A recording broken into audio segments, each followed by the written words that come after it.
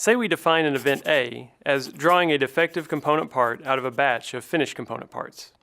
The complement of event A is the event that includes all the outcomes for an experiment that are not in A. The complement of A is every event in the sample space that's not A.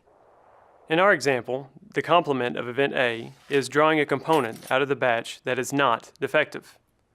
This is a dichotomous example, where a part is generally either defective or not.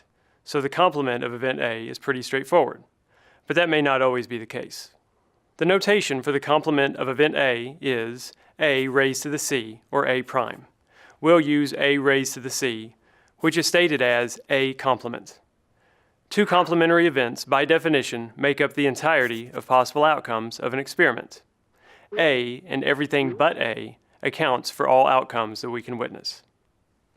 Defects and not defects make up all the possible conditions of parts we could draw from the batch. Because A and A complement are mutually exclusive, that is, they can't both happen at once, and they are collectively exhaustive, they make up all possible outcomes, the probability of A plus the probability of A complement must be 1.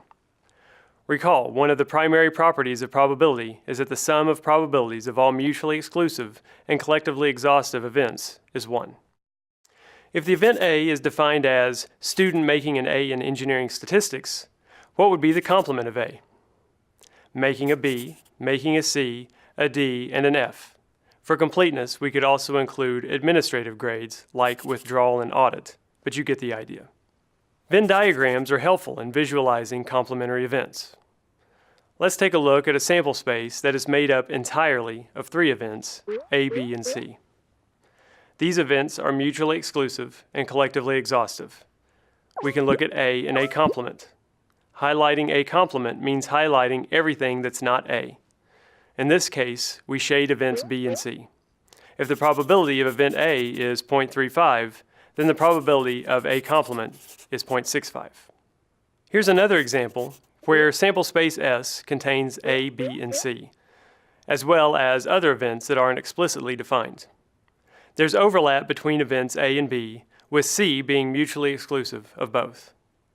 When we highlight A complement, we see that this includes the part of event B that doesn't involve A, as well as the rest of the sample space.